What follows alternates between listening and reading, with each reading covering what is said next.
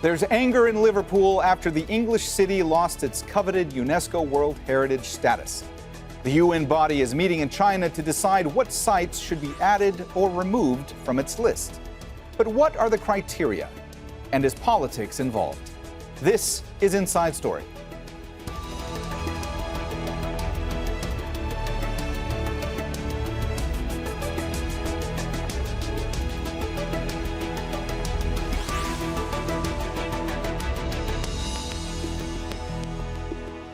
Hello and welcome to the program. I'm Mohammed Jamjoom. In a huge setback for Liverpool, the United Nations cultural body, UNESCO, has stripped the English city of its World Heritage status. The decision came after concerns about development in the city, particularly along Liverpool's waterfront. Being put on UNESCO's World Heritage list often leads to huge financial rewards through investments and tourism, but losing it could also have the opposite effect. The Heritage List includes globally recognizable sites, including Egypt's pyramids and the Great Wall of China. UNESCO's committee meeting in China this year is considering 17 other cultural and natural sites to add to its list this year. Niamh Barker has reaction from Liverpool after UNESCO's decision. It is the city that kept the British Empire afloat.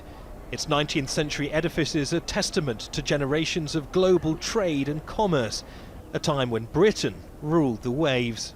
For 17 years, Liverpool's iconic waterfront stood alongside India's Taj Mahal and the Great Wall of China on the United Nations World Heritage List. But modernity brought changes that aren't to everyone's liking. In a recent meeting in China, UNESCO said new developments had ruined the city's historic skyline, destroying Liverpool's heritage value. The city is one of only 3 to be stripped of its heritage status in the past 50 years. The waterfront and the 12 docklands, you see, they have been inscribed because they convey history of major world trading city port from the 17th and 18th century. So filling the dock, for example, or building high buildings totally change the way it is perceived. This history is perceived. This $7.5 billion waterfront project's been cited as a cause for concern. So too has the plan to build Everton Football Club's new Riverside Stadium, viewed by some as an act of cultural vandalism. And this is the huge area of land that's been earmarked for development. Liverpool city leaders say that it is incomprehensible why UNESCO would want this semi-derelict dock shut off from the rest of the city to remain a wasteland forevermore. Many in Liverpool feel the city's being forced to make a binary choice between preserving its heritage status and reviving and developing deprived and derelict parts of the city. UNESCO want this place to just stay as a post-industrial ghost town. We can't allow that happen as a city. The area that this dock is within is in Kirkdale Ward, which is one of the most deprived wards, not only within Liverpool, but in the entire country. Come together right now over me. There is, of course, much more to Liverpool than its UNESCO status to continue attracting tourists. Can I point to the economic value from having that status over the last 17 years? Very little. Do I think we will lose investment or visitors because of losing the plaque? No. Will we be a World Heritage site? No. Will we be a world-class heritage city? Yes. Losing UNESCO status is undeniably a cultural blow for this historic city. Liverpool will no longer be a poster child for preservationists. But this is a living city that's undergoing massive changes to transform some of the most deprived parts of the country, creating tensions between Liverpool's historic past and its potential future. Niamh Barker, Al Jazeera, Liverpool. All right, let's have a look at some of the sites being considered for UNESCO's World Heritage List. Of the 17 up for consideration, 9 are in Europe, including the Italian city of Bologna, which wants its famous porticos recognized. 2 are from South America, including the Chinchorro mummies in Chile. They were buried 2,000 years before Egypt's mummies, and Chile wants that known. But some locations already on the list risk being downgraded. Environmentalists are supporting a bid to put Australia's Great Barrier Reef on the danger list because of climate change. While Ethiopia's 11th and 12th century rock-hewn churches at Lalibela are in need of urgent restoration.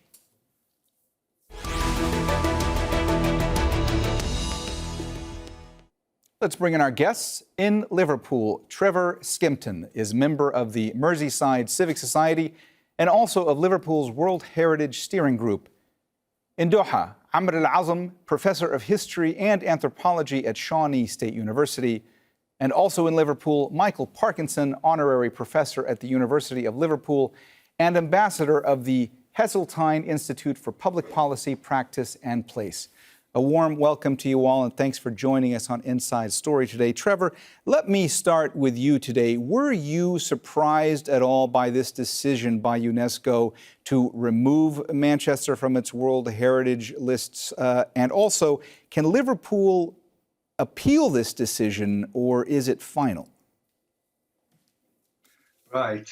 The first thing is, it's been coming for a while, so we weren't surprised, but we were a bit shocked that there'd been no real listening to the points that Liverpool had made.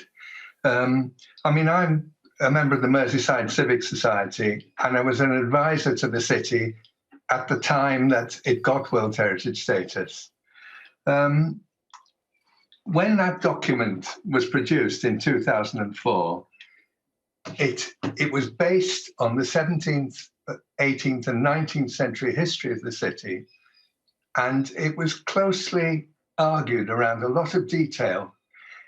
In the subsequent years, people have looked at the so-called buffer zone, which is the entire city centre, and started worrying about the skyline of the city. Now, the Liverpool skyline is a 20th century skyline, when it was the first European city to build American-style skyscrapers, the Liver Building being the most famous. The Liver Building was the tallest office building in Europe for 20 years. This isn't ancient history. This is the ongoing development of the city. The Liver Building was actually built in a former dock. And Liverpool's development as a living city has been very carefully recorded and noted. It's an ongoing process. Liverpudlians, and I represent the Merseyside Civic Society, are very proud of the heritage. And I don't think any city has spent more money and time on looking after its heritage than Liverpool has. So it comes as a shock, but it wasn't a surprise. We sort of saw it coming. Michael, you wrote in a piece that Liverpool has been treated unfairly in relation to other World Heritage cities, and its unique urban history of development has not been recognized. How, in your opinion, has Liverpool been treated unfairly compared to other heritage cities? Well, the most obvious example is London, which has got World Heritage status for the London Tower Bridge, and is surrounded by some of the biggest skyscrapers in the world. But because it's in London, UNESCO have taken a very different line. They said 15 years ago we're worried and have done nothing about it. So that's one very clear difference in the United Kingdom. The second thing is, most of UNESCO's sites are either monuments or natural sites. They're not very good at dealing with cities. And cities, and Liverpool in particular, is not a museum. It develops and changes, it has to, it grows, and its heritage changes. And so UNESCO always has difficulty deciding what is right and what is wrong. It threw out Dresden in 2007 because they had to put a new bridge. So UNESCO is not very good on this. But the really key point on all of this is, and keeps getting missed, this is not a discussion of do you like this building or that building or the other building. The ICOMOS advisors to UNESCO said Liverpool had already damaged irretrievably the outstanding universal value of the site. That is simply not true. 10 years ago, the city was going to build Shanghai and the Mersey, lots of high-rise blocks. Not one has been built actually in the site. There's a low-rise building built. And if you saw the movie that your colleague made yesterday, I appeared in, the site is derelict, has been derelict for 50 years. So UNESCO could say, we're worried that you might damage the site, but they can't say you already have. So as a matter of fact, they are wrong. On the other issue, which is the Everton football stadium, they've said, if you fill in the dock, you've lost the outstanding universal value. Well, I can tell you, your movie showed the Pier Head and the Three Graces. They all stand on an infilled dock. Liverpool historically has always filled in docks. That is part of our heritage. In addition, Everton, who are going to build, I think, a very fine stadium in a really unattractive part of the area, are putting 10% of their £500 million investment to invest in two major heritage assets who are at risk of falling down. So on the third point, Michael, I'm sorry to interrupt you. Let me get back to that third point you're making in just a moment, because I want to throw a question Ahmed's way real quick. Ahmed, we're talking a lot about the processes that are involved in a site being selected as a World Heritage site. What is that process like for obtaining UNESCO World Heritage status? Who initiates it? Is it a very lengthy process? And do politics play a role in it as well? I would say all three is probably the answer. It's a lengthy process. There are 10 criteria. It used to be, I think, 4 or 6 before. It used to be 6 actually for a cultural heritage site, and then it was unified to 10 criteria, whether it's a natural site or a cultural heritage site. And obviously, often the city itself will try to promote itself or promote a certain aspect or area that it wants to include, it wants to have added. They will work with the UNESCO committee to make sure that it meets the criteria. And but looking at Liverpool's situation, I mean, I sympathize very much with what your two guests are saying, and I understand. I mean, I know Liverpool. I visited Liverpool, and I'm a Liverpool football supporter. So kind of when I think that it's because of Everton, I'm like, oh. But anyway, sort of on a more serious note here, the point is this: in a way, it's almost unfortunate that what ended up being the centerpiece of why Liverpool got that designation in 2004 was the very docks themselves and the waterfront. Obviously, it's not just docks; it's the docks plus the waterfront. But and that part is really very much, as your guest said, are in need of regeneration. Are in need. This is a living, vibrant, changing, evolving, growing city, and it's a real challenge for cities like Liverpool, like Dresden and elsewhere, to kind of hold that balance. And perhaps the bigger question should be: should cities, put themselves in that position? Are they better off maybe not having to carry that burden, at least not in terms of, an area like that, like the dock areas, and say, okay, I'm going to build my heritage status on that, and then find themselves, a few years down the road that they're unable to keep to that promise.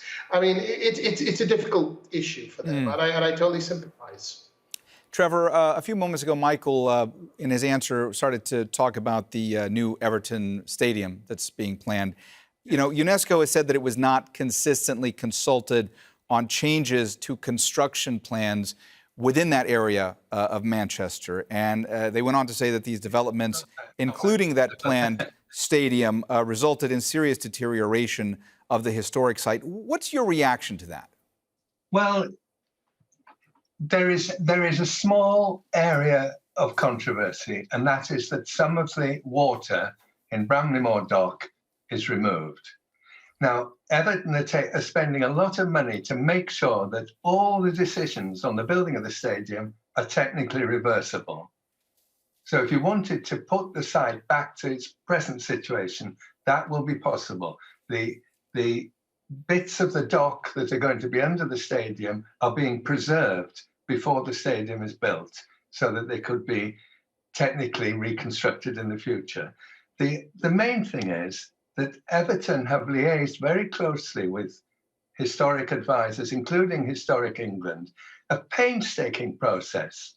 They put probably 50 million out of the 500 million cost of the stadium is directly related, as Michael said before, to conservation matters. Everton see a benefit for themselves in having conservation credibility. They're opening the site and the riverside to the public for the first time ever. It's a massive gain. It's a massive gain for the city. And they've bent over backwards, including lowering the height of the stadium, so it's no higher than the nearby tobacco warehouse, still quite high. They've jumped through every hoop you can imagine. But unfortunately, ICOMOS and UNESCO have turned a deaf ear to this. The stadium hasn't even started work on site yet. It's due to start. It's due to start. So they've jumped the gun. They haven't really listened. And if they looked at the mountain of documents that Everton have provided, Everton are not short of money. They've been prepared to provide the money, not just for the new stadium, for 53,000 fans in the first phase, but also for massive conservation work, which wouldn't be done otherwise. It's all part of the same story. You develop, you conserve, and in a city which has to go on living, you have to combine the two. There's no other way. You asked at the beginning whether there's scope for appeal. There's no scope for Liverpool to appeal because UNESCO are facing in the completely wrong direction on this. They've not listened to us. They last visited the city in 2011. I was there. They'd already decided then that this wasn't the sort of World Heritage site that they really wanted. So I think Liverpool's days were numbered at the beginning. But if you come to Liverpool now and you compare it with Liverpool in 2004, the whole World Heritage site, which includes 6 areas, of which the docks, North Docks are only one, the improvement is incomparable, including for the most rigorous of conservation people would look at buildings like St. George's Hall, like the Albert Dock, Trevor, like the Cunard building, Trevor, like Stanley Dock. I'm sorry. Difference. Trevor, I'm sorry to interrupt you. We are just starting to run out of time. I will get back to you on one of those points you were making. Michael, let me go to you. Trevor was talking about, essentially how this is a very delicate balance when you're talking about a living city wherein lies a World Heritage site.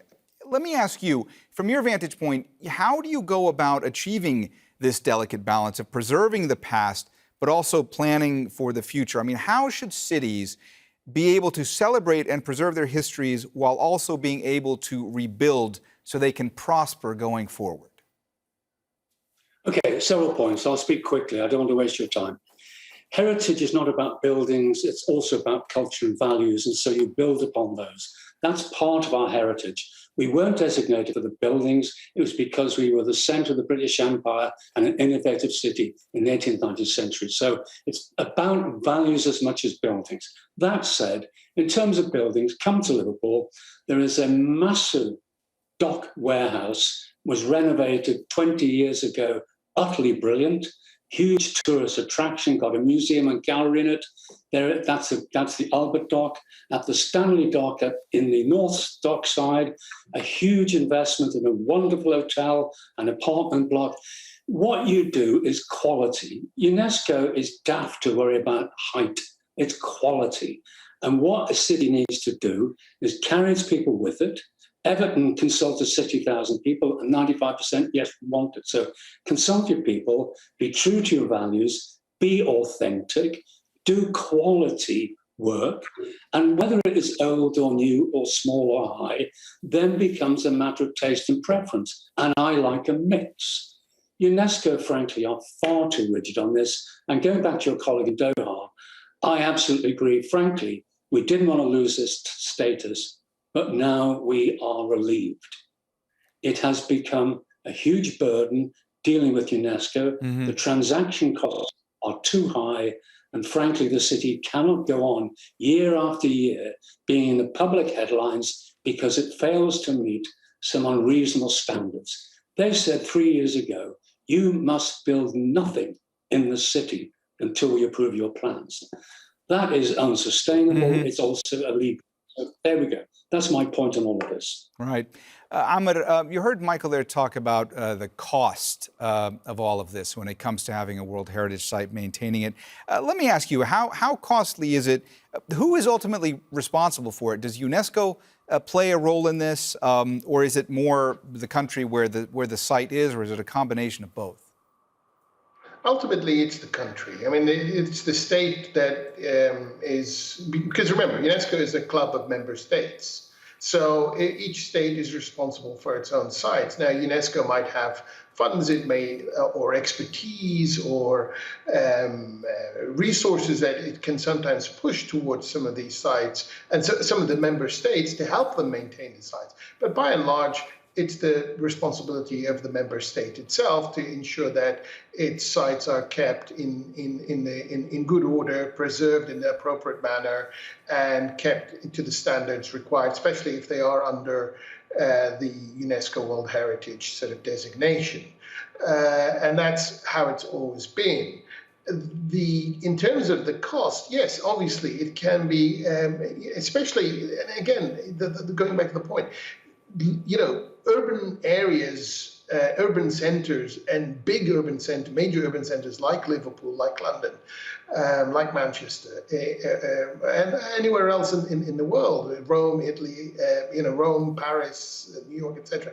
These are very complex and difficult places to maintain, and they require huge resources. So it's a fair question to ask as well and say, you know, is it, you know, it's a cost-benefit analysis at the end of the day, and to look at which parts you want to preserve and which parts you might think it's not necessarily, you know, it's more important to develop them. And something like the docks, well, you know, it's up to the people of Liverpool perhaps to make that decision. We're not talking about the pyramids, we're not talking about Palmyra and the Temple of Bel, we're not talking about Machu Picchu, we're talking about, you know, 19th and 20th century, late 18th, 19th and 20th century docks.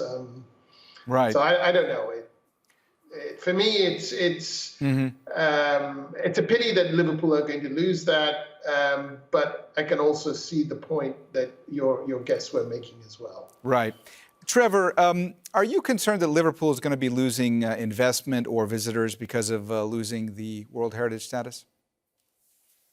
No, I don't think that'll happen. I think, as has already been said, Liverpool is regenerating itself. It was in a very dark place 20, 30 years ago. The city was a shrinking city. It was regarded as a basket case, but it has come back with a vengeance. And that in the middle of that renaissance in Liverpool is conservation of its history. That's why this is such a ridiculous thing to have happened, but it's not important in terms of the label of World Heritage Site. It's regrettable that it's gone, but it's not going to make much difference. Can I just make one more point related to what Michael said about London?